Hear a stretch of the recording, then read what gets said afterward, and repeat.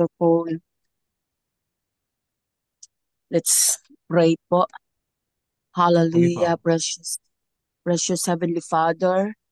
Once again, Lord Jesus, we humble down before your presence, Lord, and we allow your Holy Spirit, oh God, Lord God, to make our lives prepare this day as we, Lord God, hear your voice, oh God, through Pastor Paul, praying for wisdom with knowledge and of understanding, Lord God. Hallelujah, that you will anoint all of us, Lord, especially for Pastor Paul. Make his life, oh God, to become the extension of your mouth.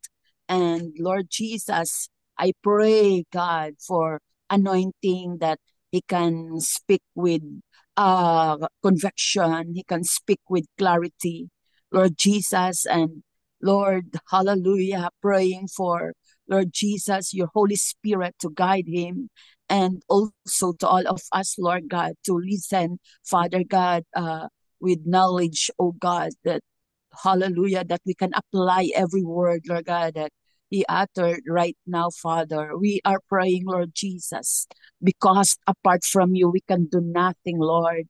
And give us, Lord Jesus, discernment sa lahat ng gagawin namin sa araw na ito upang matapos man namin, Lord God, spend ang 1 hour, Lord God, sa iyong presensya, sa iyong paanan, Panginoon. Mag-i-enjoy kami aming matataglayin, Holy Spirit, ang kakaibang karanasan. Nais naming maranasan ang iyong banal na espiritu na ma-encounter namin kahit sa ganitong platform, Father. Holy Spirit, thank you for being with us, for your omnipresent God. You are omniscient and omnipotent. You are powerful one. Thank you, and we give you all the glory, praises, and thanksgiving in Jesus' name. Amen and amen.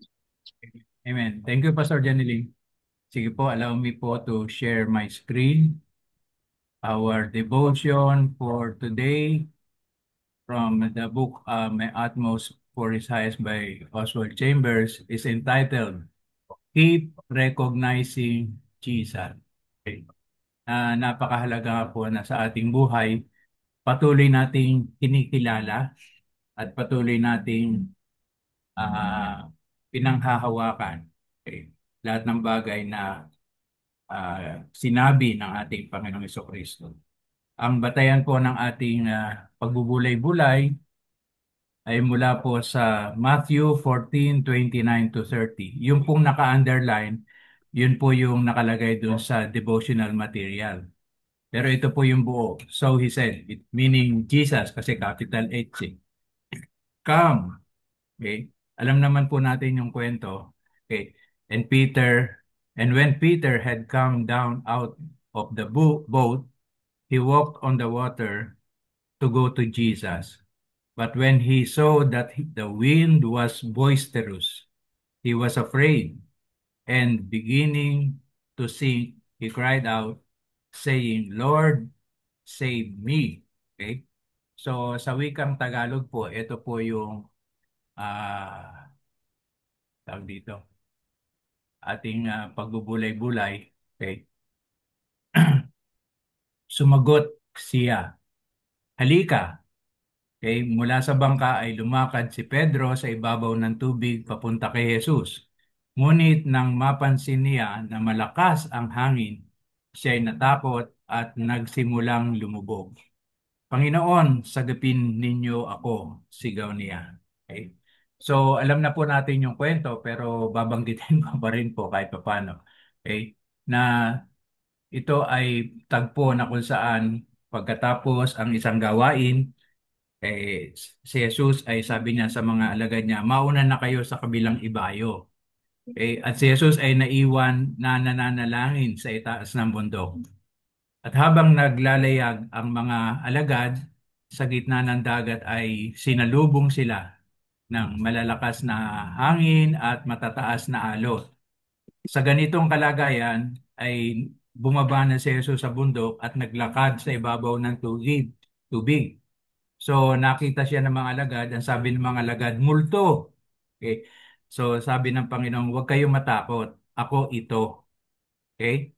At nung narinig ng mga alagad na si Jesus yun, naglakas ng loob si Pedro Panginoon, kung talagang kayo po yan, hayaan ninyo na lumakad ako sa ibabaw ng tubig. At ito yung tugon ng ating Panginoon, halika. Okay? So tinawag siya at nakalakad nga sa ibabaw ng tubig si Pedro. Okay? So yun po yung introduction a brief introduction at alam na natin yung mga sumunod na pangyayari. So tingnan po natin itong devotion. Okay? Tunay po na sa pagkakasali ng talatang ito sa Tagalog, talagang malalakas yung hangin. Siguro kung sa sobrang lakas, kaya naglakihan naman yung mga alon. Okay? So malakas na hangin, siyempre pag ihip ng hangin sa tubig, tumataas yung mga alon at lumalaki. So ito yung naging kalagayan habang si Pedro ay naglalakad sa ibabaw ng tubig. So nung una, hindi pinansin ni Pedro yon. Okay? Sapagkat ang pinanghawakan niya yung sinabi ng Panginoong Hesus, halika. Come to me, o come, sabi ng Panginoon. So yun yung pinanghawakan ni Jesus, yung salita, o pinanghawakan ni Pedro, yung salita ni Jesus, halika. Okay? So, kaya yun yung nasa isip niya, kaya naglakas ng loob siya na lumakad sa ibabaw ng tubig. So, habang yun yung nasa isip niya, yung word ni Jesus at nakatingin siya sa ating Panginoong Jesus, halika. Okay, hindi niya pansin ang lalakas ng alon, okay? So matataas yung malakas ang hangin, mataas ang alon, 'di ba? Bago pa siya lumakad sa ibabaw ng tubig, bago pa siya umahon mula sa bangka papunta sa tubig, yun na yung situation eh. Yun na yung situation. Hindi naman siya tumalon o lumakad sa ibabaw ng tubig na payapa. It was already the situation. At yun din yung sitwasyon na nilakaran ni Jesus. Okay? Naglakad si Jesus sa gitna ng dagat na may malalakas na alon, ay malalakas na hangin at matataas na alon. So the same thing, yung lalakaran ni Pedro. Okay? So pero sinabi ng Panginoong Jesus, halika. So yes, kahit may alon niya na matataas, kahit may malakas na hangin, lalakad ako. So lumakad siya. Okay? So kaya nga noong una, hindi niya pansin yun. Kaya lang siguro dahil nababasa na siya ng tubig at sobrang lakas ng alon, ang pumukaw ng pansin niya, yun ang mga alon at yung malakas na hangin. Okay? So, dahil yun na yung kanyang pinagbigyan ng pansin at hindi na ang Panginoong Yesus, lumubog na siya. Okay? So, yan po yung kanyang sitwasyon. Okay? So, in faith, okay, siya ay lumakad sa ibabaw ng tubig. At ang kanyang paningin, ang kanyang pandinig, tanging nandoon sa salita ng Panginoon, halika. Okay? Kaya yon, yung pangyayari sa kanyang kapaligiran, yun na ngayon ang pumukaw sa kanyang atensyon. Hindi na niya narinig yung salita ni Jesus, na narinig niya yung dagumdong ng malalakas na hangin at yung tubig na bumabasa na sa kanyang katawan. Okay, so yun na yung kanyang binigyang pansin ngayon. At dahil yun na ang kanyang binigyang pansin, hindi na yung sinabi ng Panginoong Hesus na halika, lumubog na siya. Siyempre, alam natin, yung paglubog niya, instant yun. Okay? Hindi naman pwedeng nasa babaw ka ng tubig, lulubog ka, dahan-dahan. Siyempre, alam natin yung bigat ng tao, pagtalon mo sa tubig, lulubog ka kagad. So, yun yung naging karanasan ni Pedro. Okay? Kaya lang, ang tanong, bakit hindi hinayaan ng Panginoong Sus na sa kabila ng malalakas na hangin at mataas na alon, pinabayaan niya maglakad si Pedro? Kasi si Jesus, nandun siya eh. So ibig sabihin si Jesus sa gitna ng malalakas na hangin at matataas na alon, naglalakad siya sa tubig. Ang tanong, bakit hindi hinayaan ng Panginoong Sus na maranasan din yun ni Pedro? Okay? Bakit pinayagan niya na lumubog si Pedro? Okay? So kaya naman niyang gawin eh. Okay? Kaya lang hinayaan ng Panginoon para makita ni Pedro na kung tatanggalin niya ang kanyang paningin sa Panginoong Yesus, kung ang bibigyan niya ng pansin yung mga bagay na nasa kanyang kapaligiran, lulubog siya. Hinayaan niyo ng Panginoong Jesus, God, Jesus allowed it to happen to Jesus, to Peter, so that Peter will recognize his need, okay, to continually look unto Jesus, our author and finisher or perfecter of our faith. Kaya para sa atin, okay, ano ba yung bagay na matututunan natin dito sa kwentong ito? So, sa mga pagsubok, okay, sa mga bagay na nararanasan natin, may mga bagay na talagang sinusubukan kaagad natin kasi naniniwala tayo kasama natin ang Diyos. Okay? O pinapagawa ng Panginoon ganito, hindi na tinitan, may pera ba tayo? May resources ba tayo? Hindi. Okay? We step right out to that project or to that thing na naisipagawa ng Panginoon sa atin. Dahil ang pinangahawakan natin, yung tinig ng Panginoong Yesus, yung salita ng Diyos. Hali kayo, gawin natin ito. Okay? So, kaya lang, habang minsan nag-umpisa tayo ng tama, parang pumapasok sa akin yung sinabi ni Peter, ni Paul sa mga taga-Galatians eh. Di ba, nag-umpisa sila sa espiritu, okay? Pero bakit sa ngayon, gumagawa na tayo ayon sa laman, hindi na ayon sa pagkilos ng espiritu. So, kaya lang dumarating yung time, habang nandun na tayo sa kalaginaan ng pinapagawa ng Panginoon, biglang pumapasok yung ating sariling kaisipan, yung ating sariling karunungan, kaalaman. Teka muna, para magawa natin yan, kailangan natin ito, kailangan natin ito, kailangan natin ito. So, dahil yun ang pumapasok, napipigilan tayo.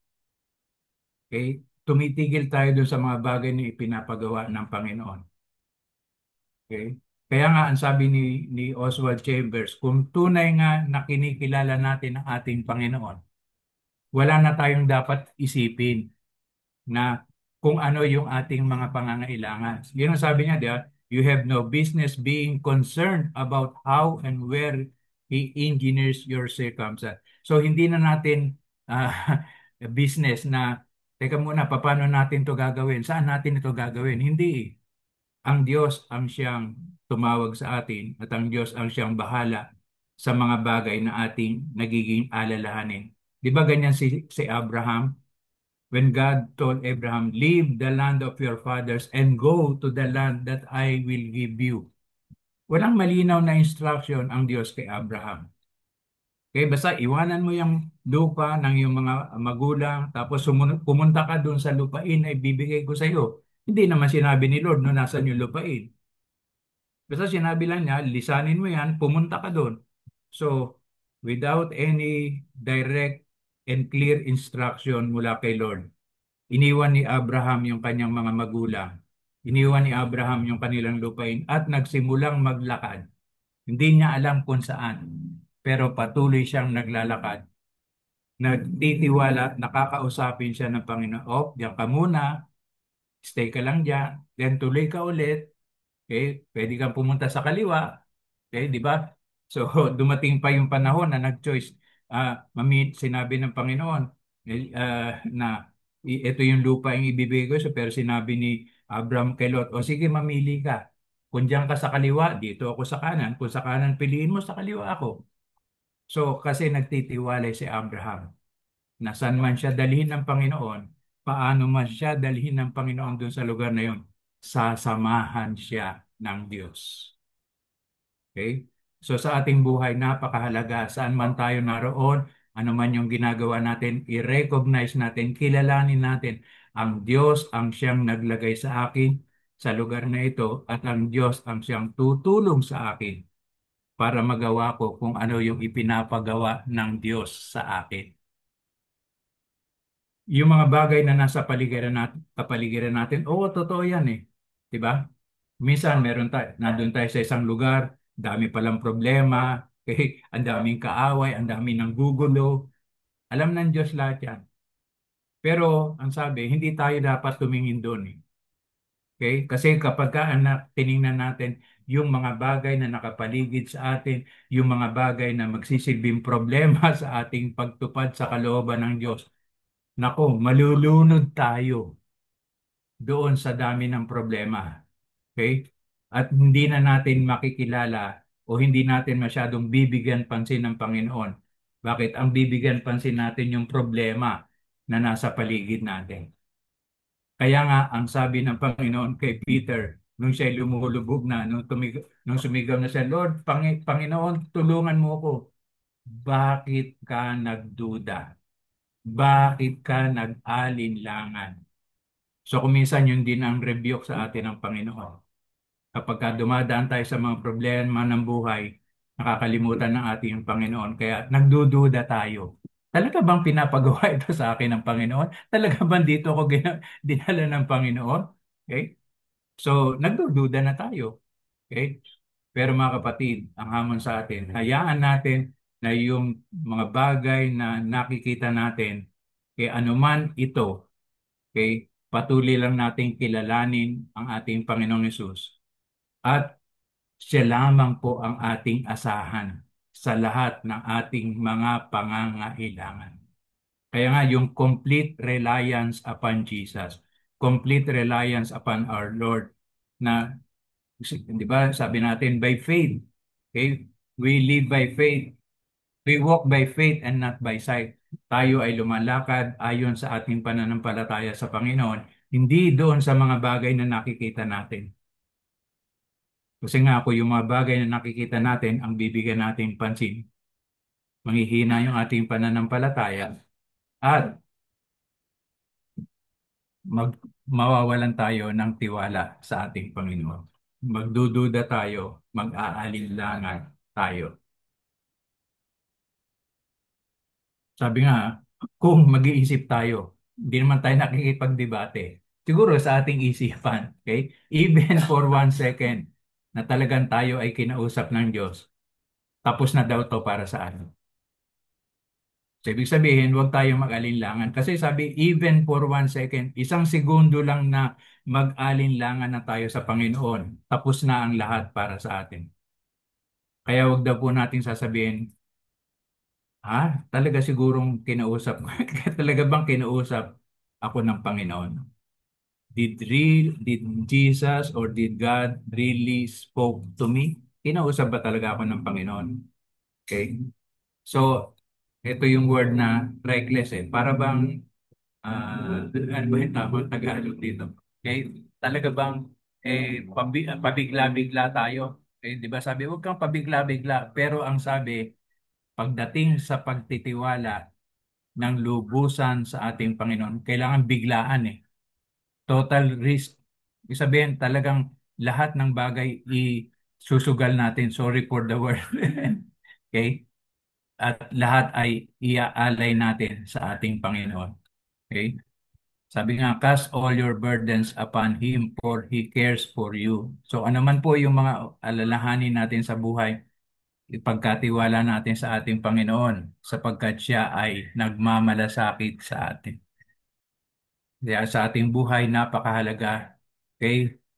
Kailangan natin nire-recognize, kailangan natin kinikilala lahat, lagi ang Panginoong Yesus sa ating mga buhay.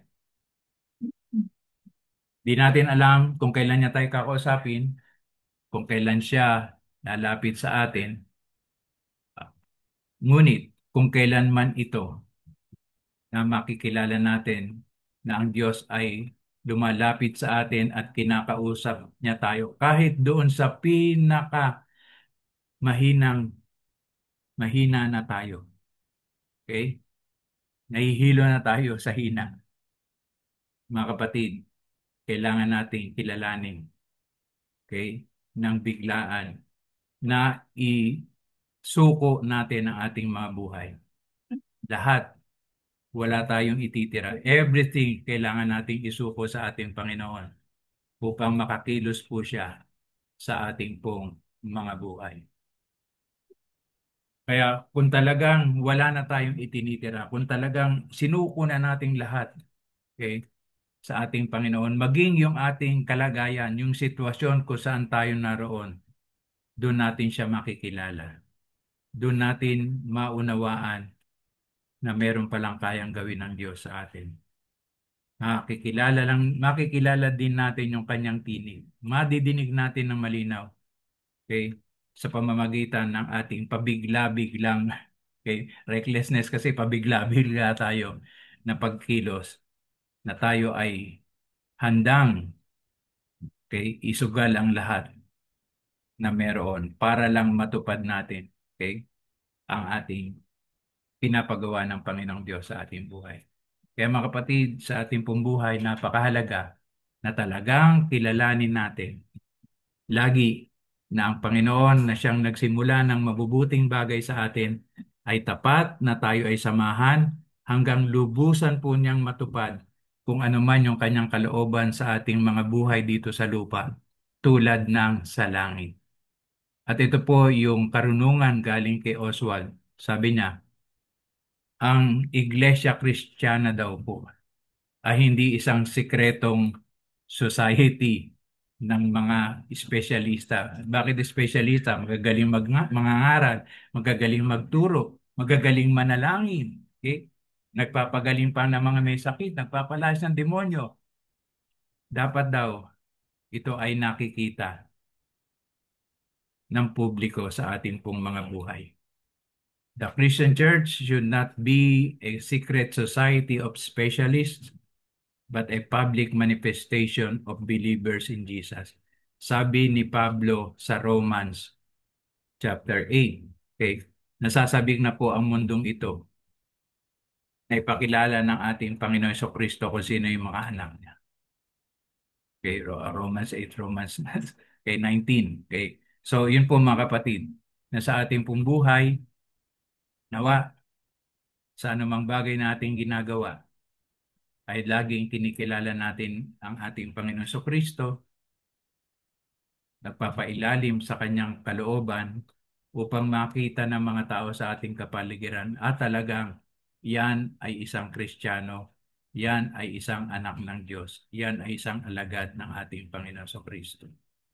Na hindi lang sa salita, kundi sa ating mga gawa. Di ba minsan may mga situation, sabi niya, tinan mo yung taong yun, ang dami-daming problema, pero nakukuha pang tumawa. Para bang normal pa rin ang buhay niya. Hindi nag-aalala, hindi nababalisa. All because we are always looking unto Jesus, the author and perfecter of our faith. Andun yung word na perfecter. Ibig sabihin, ginagawa pa rin niyang ganap ang ating pananampalataya. Hindi pa po ganap kasi may mga pagkakataon, katulad nga ng devotion natin, nagdududa tayo sa Panginoon eh. Okay. That's the situation. Iniwan na ata ako ni Lord. Okay. Okay? Parang hindi ako pinapakinggan ng Diyos. So maraming pagkakataon, we are all guilty na tila baga nagdududa tayo sa gagawin ng Diyos. Pero mahalaga, katulad ni Peter, mga kapatid, nung humingi siya ng saklolo, tulungan po ninyo ako. God is always there to lift us up, to help us in our situations in life. Kaya mga kapatid, muli isang magandang paalala mula sa aklat ni Oswald Chambers, My Utmost for His Highest, na bigay din naman natin yung tunay na pananampalataya natin sa Panginoon. Whatever situations we may face in life, mga bagyo ng buhay, mga problemang hindi natapos, sunod-sunod, andyan ang Diyos, handang tulungan tayo. Mahalaga, i-recognize natin siya. Imagine mga kapatid, alam natin si Peter mangingisda. Bakit siya natakot? Hindi ba siya marunong lumangoy? Karaniwan pagka mangingisda, marunong lumangoy. Okay? Bakit siya natakot? Okay? So, ibig sabihin, ang nakita niya, hindi na yung kakayanan niya, kundi yung laki ng problema na nakapaligid sa kanya, malalaking alon, malakas na hangin. Okay? Kahit siya nakalimutan niya yung kakayanan niya. Okay? May mga situation in life na dumarating sa ating ganon. Buti na lang sabi niya, Panginoon, tulungan po ninyo ako. Lord, help me. At ang Diyos, ang Panginoong Hesus, tumugon. Kaya lang, at the end, may review. Bakit ka nag-alinlangan? Bakit ka nag-alinlangan? Nawa sa tulong gabay patnubay ng banal na Espiritu, anuman yung ating kalagayan, tulungan tayo ng banal na Espiritu na wag nang mag-alinlangan. Bagkus, panghawakan ang mga salita ng Diyos, salita ng ating Panginoon Kristo, lalong higit yung kanyang pangako na habang tayo humahayo at ipinapangaral ang magandang balita ng kanyang kaharian, ang pangako niya, ako'y laging sa inyo hanggang sa dulo ng daigdig. At sabi rin niya, hindi ko kayo iiwan, hindi ko kayo pababayaan. Sa pangalan ng Ama, ng Anak, at ng Espiritu Santo. Amen. Amen. Amen. Magandang umaga po sa inyo. Amen and amen. Magandang Pastor Rory. tanghali naman po dyan, Pastor Paul. Salamat po. Sa oras po ito, mga kapatid, kung maayos din yung may bahagi, ang inyong karanasan kung paano ang Diyos ay nangusap sa inyo sa ating kalagitnaan. Ito pong oras din para ibahagi natin yung ating mga patotoo kung paano ang Diyos ay lagi nating kasama o lagi ninyong kasama. Sino pong nais pong magpatotoo?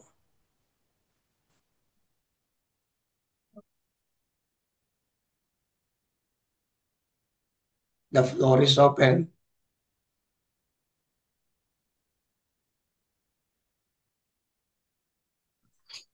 Pastor Rory, ako na lang po. Sige po, Pastor Geraldine. Sorry. Habang nagsasalita po si Pastor Paul, may dalawa pong pumasok sa mind ko na blessed po tayo kasi doon natin naranasan ba na ang dalawang mananampalataya po doon na nakita ko. Ang isa yung nagtitake ng rest kagaya kay Peter, at yung isa naman ay observer, nag-o-observe lang sila kung ano ang mangyayari sa yung nagtitake ng rest. At yan ang pinapasalamatan ko na kung baga ang pagsunod natin sa Diyos ay kung baga parang talagang nagre-rest tayo. Kaya yun ang pinapasalamatan ko na pag nakatutok tayo kay God, tunay nga na hindi po tayo madadalhan ng mga bagay-bagay sa kapaligiran. Kagaya kay Peter na noong kung baga na-overwhelmed po siya na nandyan na siya malapit kay Jesus. Pero tumingin pa po siya. Hindi, ang nakita ko, hindi po siya tumingin doon sa bangka, sa pinanggalingan niya. Kundi tumingin po siya sa paligid niya at yun ang nangyari sa kanya. Kadalasan po ay yun yung mga failure ng karamihang mga sumusunod sa ating Panginoon.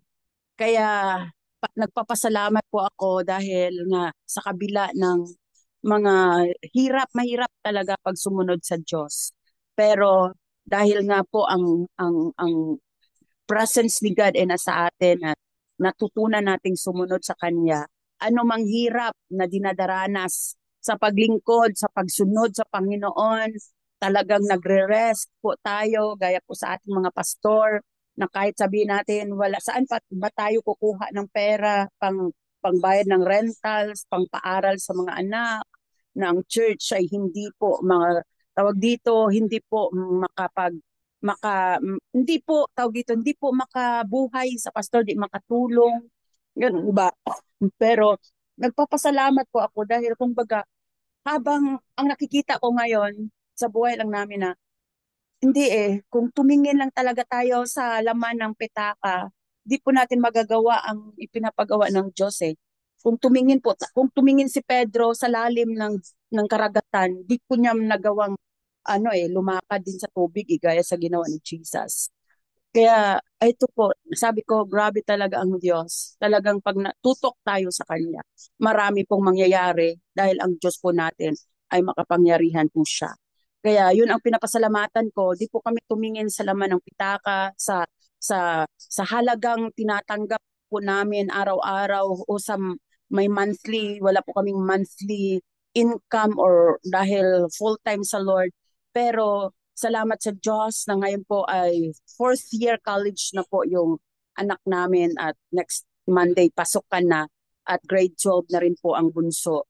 Sa next Monday pasukan na din. At kumbaga lahat ng mga pangailangan po ay tinugon po ng ating Panginoon dahil sa pangakong binitiwan niya na pinanghahawakan at ang bilin lang, huwag tayong tumingin sa kanan o sa kaliwa. Dapat tutok lang sa Diyos. Fix our eyes to Jesus, which is the author and the finisher of our lives. And lamang po, thank you for letting me share. God bless po. Amen. Thank you po, Pastor Jeneline. Pwede pong magdagdag. Sige po, Pastor. Okay, alam natin dalawang pagkakataon o dalawang karanasan yung sinuong ng mga alagad na nakasakay sila sa bangka tapos sila ay sinalubong sa kalagitnaan ng dagat ng malakas na hangin at matataas na unos. Yung una, pangalawa na kasi ito Yung una, di ba, kasama na nila si Jesus. At si Jesus natutulog doon sa likuran ng bangka.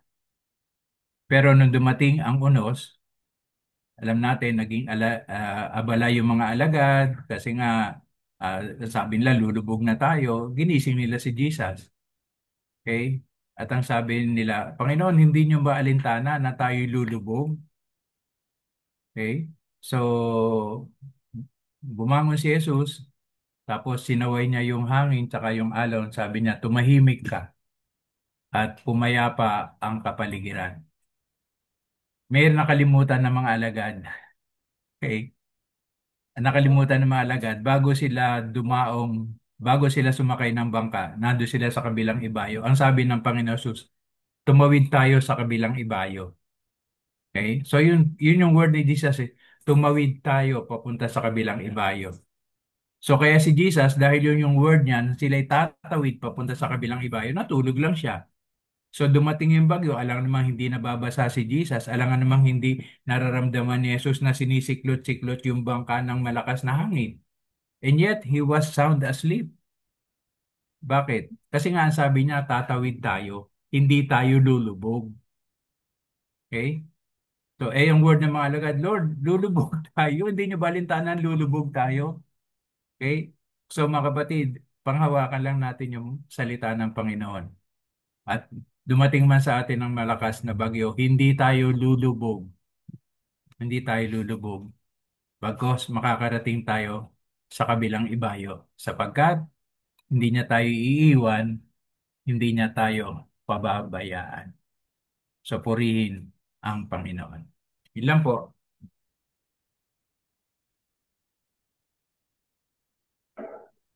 Sige po. Ako po, Pastor Ronnie. magdagdag din po. Sige po, Ate Flora. So, ako po ay magsa-70 na. So, marami na po akong dumaan na buhay na talagang hindi ko kaya kung mag-isa ako. Yun po yun yung pumanaw yung husband ko at saka ngayon recently naman po yung anak ko. Alam ko po nakasama ko ang Lord pero I admit that there are times na on that biglaang moment, magpapanik ako, yung parang katulad po ng mga apostles na gigisingin nila si Jesus para magpasaklodo. So, I admit po na magpapanik muna po ako. Pero, thank God na sa tulong po ng Holy Spirit, okay, hindi mo kaya. Sino na ngayon? So, that's the time po na talagang ang kapit sa Panginoon ay kapahalaga. At sabi nga po sa Psalm 23 that though I walk through the valley of death, I will fear no evil because your rod and your staff they comfort me. So, ganun din po sa nangyayari sa ngayon. Dito po sa Middle East, alam po natin lahat, kasalukuyan na po yung bakbakan nila. And nandito ako sa pinakamalapit na lugar po, doon sa isang kalabang sa Iran po. So, nandoon na po, tumatag na po yung kalooban ko na imbes na pag madali akong uuwi or ano pa yung gagawin ko. So sabi ko, Lord, alam ko, though I walk through the valley of death, kasama talaga kita.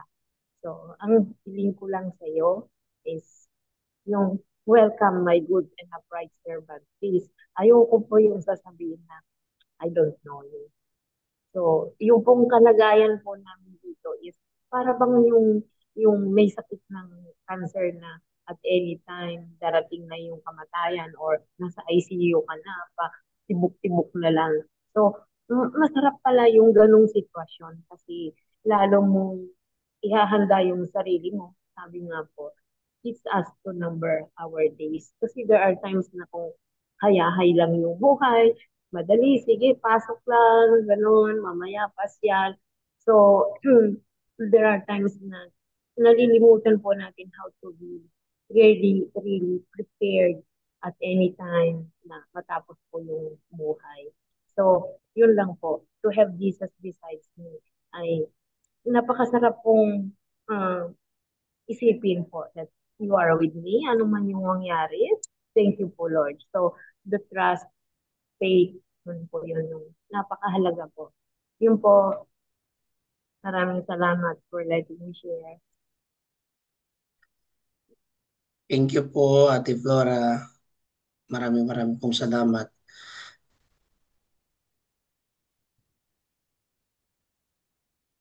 Sige po mga kapatid.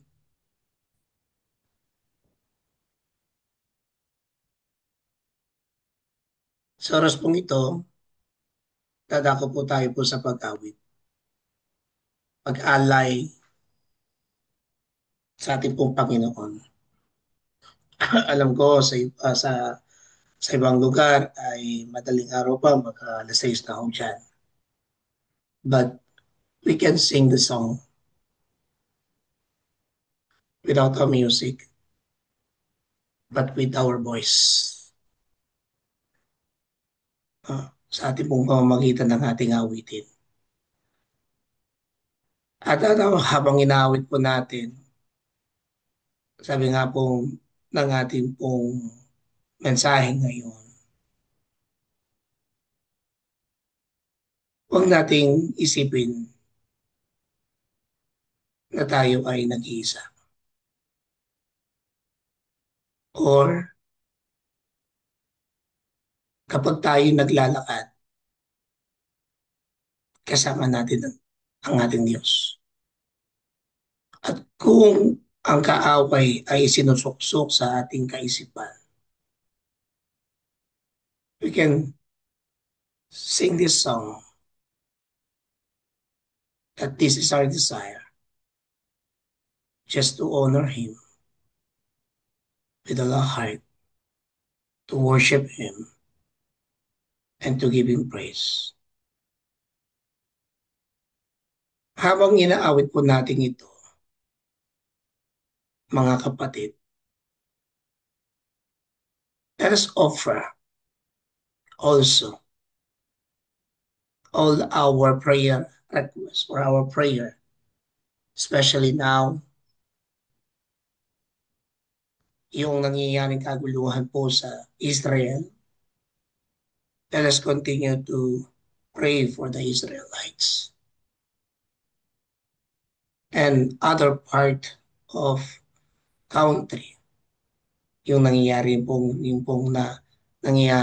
away-away ng Iran at ng Israel. At yung negotiation pa rin ng peace talk ng Russia at ang Ukraine. Yung nangyayaring kaguluhan sa ating pong bansa, especially the political crisis sa Pilipinas, yung hindi pagkakasundo-sundo ng bawat mga namumuno because of the power, because of the authority that they have. Let us pray and let us sing this to God. Offer Him that our desire is to worship Him and may God, our Lord, do His work. Our battle is for prayer. Our battle is to sing a song to God. Yung nangyaring kaguluhan sa India at Pakistan, ang nagaganap o nangyayaring kung kaguluhan din po sa Africa. Ngayon, ang Amerika ay sumusuporta sa Israel. I'm not against on it. But let us pray for peace and not war. Let us pray for unity of each nation. Let us pray and let us sing a song to God that He will intervene in our midst of this situation because He is with us and nothing can against us because the battle belongs to the Lord and especially to our brothers and sisters who are in sick. Let us pray for healing, a miracle that cannot happen in their life. Let us sing. This is my desire to honor you, Lord, with all my heart. I worship you. All I have within, I give you praise. All that I adore is in you. Lord, I give you my heart. I give you my soul. I live for you alone. Every breath that I take, every moment I'm awake. Lord, have your way in me. And this is my desire to honor you. Lord, with all my heart, I worship you. I worship you. All I have within me, I give you praise. All that I adore is in you. Is in you. Lord, I give you my heart. I give you my soul. I I live for you alone. every breath that I take, every moment I'm awake. Lord, have your way. Lord, have your way in me. Hallelujah. Hallelujah. Hallelujah, Lord God. Hallelujah, Lord Jesus. Hallelujah. Glory to your name. Glory to your name. Let us give praise to God. Let us give praise and adore to our King, to our Lord Jesus, to our Father in heaven, to the work of the Holy Spirit. Let us be blow within our midst. Hallelujah, hallelujah, hallelujah, Lord, thank you. We give you praise, we give you honor, we give you adore. In Jesus' name. Glory, glory, glory, glory to your name. Glory to your name. Glory to your name. Glory to your name. Hallelujah. I love you, Lord, and I lift my voice to worship you, oh my soul. Rejoice. Let us sing. Take joy, my King, in what you hear. Let it be a sweet, sweet sound in your ears. I praise you, Lord, and I lift my voice to honor you, oh my soul. Rejoice, take joy, my King, Hallelujah, Father. in Lord what God, you with us, O God. hear. Let it be a sweet, sweet sound in your ear.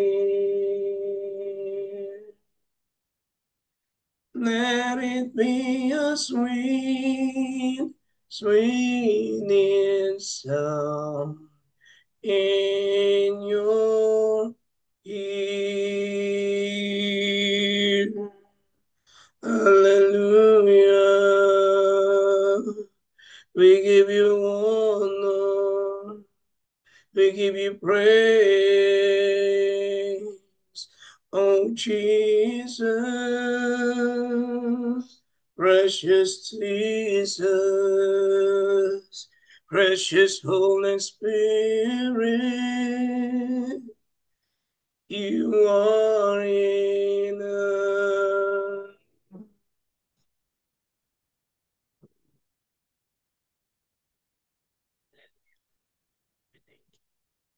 We thank you.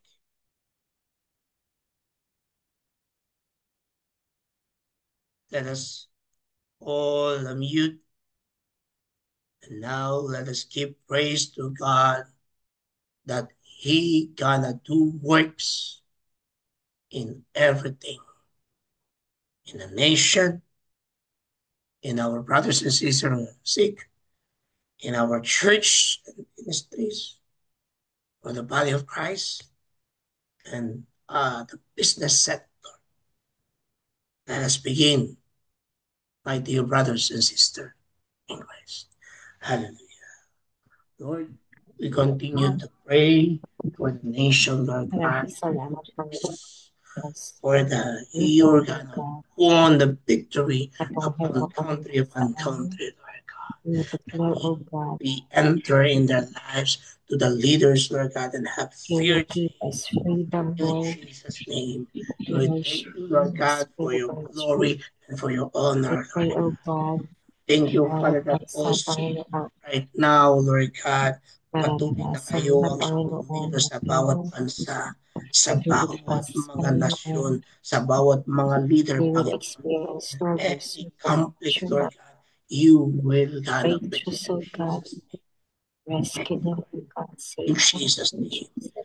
And we pray, O Lord God, right now for the sick sa mga kapatid namin, Panginoon, na may karamdaman sa tanging pangalan ni Jesus. We speak for healing. We rebuke, Lord God, the pain. We rebuke, Lord God, the cancer. We rebuke, Lord Jesus. We rebuke, Father God, ang mga sakit po sa tumor. Dalangin namin sa tanging pangalan ni Jesus. Ang dalangin namin ito ay matutunaw. Ang may mga sakit po sa kidney, Panginoon. We ask, Lord God, na ito, Panginoon, ay magpapunction, magpapal ng normal sa tanging pangalan ni Jesus. Fire upon fire. In Jesus' name, be flow, Lord God. In Jesus' name. Hallelujah. And right now, dear brothers and sisters in Christ, let us pray for the church. Hallelujah. Hallelujah. Thank you, Father God. Lord, we pray for our church and ministry, your body. Hallelujah. Ang aming dalangin, Panginoon, sa iglesia, sa iyong mga iglesia, sa bawat iglesia, tunay na Panginoon ay makakilala at tunay na susunod sa inyo, Panginoon. In Jesus' name, they will not conform in this world. They will not conform in the society. They will not conform in the needs of men, but they will only conform to you. They will be loyal to you, Jesus, to your word, to your presence, to your work of the Holy Spirit. In Jesus' name. Hallelujah. Thank you, Father God. Thank you. Hallelujah. We pray, Lord God, for the business sector right now. In Jesus' name, flow, Lord God, in every business, especially the situation right now, oh Father God. Lord, the fluctuation of tariffs, yung mga duty pay ng bawat mga negosyante, Lord, sa kanilang mga negosyo, we speak for that now. Yung nangyaring kaguluhan po, Panginoon, na dalangin namin, Panginoon, give them wisdom. Give them, Lord, at your wisdom. But most and foremost, Lord God, visit them and continue to work in their life, especially to your sons and daughters, Lord God, that have a business. Have, Lord God, give them, Lord, supply their needs according to your riches and glory. In Jesus' name. Hallelujah. Amen. Thank you, Lord. Thank you, Father. Thank you, sweet Holy Spirit. Amen. And amen. Can we ask for Pastor Paul to lead us in Thanksgiving prayer and for the benediction? And if anyone po na merong dumating sa inyo ang araw ng inyong kapanganakan at anibersaryo, pwede po bang para po mapag-pray po namin kayo. Maraming pong salamat. Thank you, Jesus. Okay na po? Opo, Pastor Paul. Sige, tayo po ay manalangin. Ama, salamat po muli sapagkat sa panibagong araw na yung kaloob sa amin ay ginabayan niyo po kami sa paggising sa umaga upang sa ganoon sa aming pong mga buhay, matupad po ninyo kung ano man po yung kalooban niyo dyan sa langit para sa aming mga buhay dito sa lupa ngayong araw na ito. Kaya Ama, patuloy po namin ibinubukas sa iyo ang aming pong mga buhay para dumaloy ang lahat ng inyong magagandang plano para sa amin. Mga planong hindi sa aming kasasama, dumaan man kami sa iba't ibang uri ng pagsubok sa buhay. Lahat ng ito'y pinaintulot nyo para bigyan kami ng katatagan sa aming pong buhay pananampalataya. At lahat ng ito, Ama, para sa aming ikabubuti at para kami bigyan mo ng isang kinabukasang tunay na punong-puno ng pag-asa. Kaya hayaan po ninyo, Ama, gaya po ng aming aralin ngayong umaga, patuloy kaming magtiwala sa inyo. At patuloy naming kilalanin na sa lahat ng sitwasyong aming kinalalagyan, nandoon kayo. Sapagkat ang pangako nyo sa amin, hindi nyo kami iiwan, hindi nyo kami pababayaan. And so Father, we just continue to commit our lives to you, knowing that you alone know the plans you have for each and every one of us. And Father, katulad po ng panalangin itinuro ng Panginoon sa Kristo, May your kingdom come upon each and every one of us, and your will be done in our lives here on earth as it is in heaven. Upang sa ganon sa aming po mga buhay, kayo po ang patuloy na mapapurihan at maparangalan. At salamat po, Ama, sapagkat alam namin, kayo na nagsimula ng mabubuting bagay sa amin, ay tapat na isakatuparan anuman ang inyong plano sa amin, anuman ang aming pagdaanan sa buhay, hanggat kami matibay na nananalig at sumasampalataya sa inyo. And Father, we continue to thank you for giving us the Holy Spirit na siyang magiging gabay namin sa lahat ng bagay na aming pagdadaanan, sapagkat siya po ang magpapaalala sa amin ng mga sinabi ng Panginoon Kristo, mga pangako nyo na magpapatatag sa aming buhay pananampalataya at patuloy na magbibigay ng pag-asa sa bawat isa sa amin, anuman ang aming pinagdaraanan sa buhay. Salamat nga po sapagkat tunay na patuloy na ipapaalala, hindi lamang ipapaalala ng iyong banal na spirito ang mga sinabi ng Panginoon, siya rin po ang patuloy na magpapahayag sa amin ng lahat ng bagay patungkol sa katotohanan, sapagkat siya po ang espiritu ng katotohanan na kailangan po namin, sapagkat sa mundong ito'y marami pong kasinungalingang lumalaganap, sapagkat alam namin naghahari pa rin po ang ama ng kasinungalingan, walang iba kundi ang diablo. Ngunit mas makapangyarihan po kayo na nasa amin kaysa sa kanya na nanggugulo lang sa magandang plano niyo para sa amin. Kaya purihin kayo, dakilain kayo at luwalhatiin kayo, sapagkat kayo noon, ngayon, ang Diyos na hindi nagbabago, at anuman ang aming mga kalagayan, hinding-hindi nagbabago ang inyong mga plano para sa amin. Isang kinabukasang tunay na punong-puno ng pag-asa, hindi dahil sa aming sariling kakayanan, kundi dahil sa inyong karunungang patuloy na ipinagkakaloob sa amin. Salamat po, purihin kayo, dakilain kayo at luwalhatiin kayo, Ama, sa lahat ng bagay na iyong inilaan para sa amin. Hindi lamang po sa araw na ito, kundi sa aming buong buhay hanggang sa pagbabalik ng Panginoong Kristo. Matanggapin po ninyo ang aming panalangin ito, namin po itinatagubilin sa inyo sa makapangyarihang pangalan ng anak na si Kristo, kasama po ang iyong banal na spiritu, para po sa inyong kapurihan, karangalan, kaluwalhatian, aming amang makapangyarihan sa lahat. Amen. Amen. Amen. Mga kapatid, sa ating pong pag-iwahiwalay, dali po Ala ko baka nako-off ko ako Ating pong tanggapin ang pagpapala ng ating Panginoong Diyos, ang Diyos na siyang pag-ibig, ang Diyos na siyang bukal ng ating pag-asa, ang Diyos na siyang bukal ng ating kapayapaan, ang patuloy at patuloy na magkaloob sa atin ng kakayanan para labanan, mapagtagumpayan lahat ng mga pagsubok sa buhay, na siyang magpapatatag ng ating buhay pananampalataya sa ating Panginoon Kristo. Upang sa ganoon, tayo po'y mapuno ng nag-uumapaw na pag-asa na siya na nagsimula ng mabubuting bagay sa atin ay tapat na tayo'y samahan sa katuparan ng kanyang kalooban para sa amin. Kaya nga mga kapatid, ang kagandahang loob at ang patuloy na pagliligtas ng ating Panginoon Kristo, ang hindi nagmamaliw na pag-ibig ng ating Diyos Ama, ang gabay patnubay pakikipisan ng banal na Espiritu, ang siyang laging sumaatin, ngayon at magpakailanman. Amen, amen, amen. At mga kapatid, kayang akin nagawian bago tayo maghiwa-hiwalay, pagpalain natin ang bawat isa sa pamamagitan ng pagbigkas ng number 6, 24 to 26.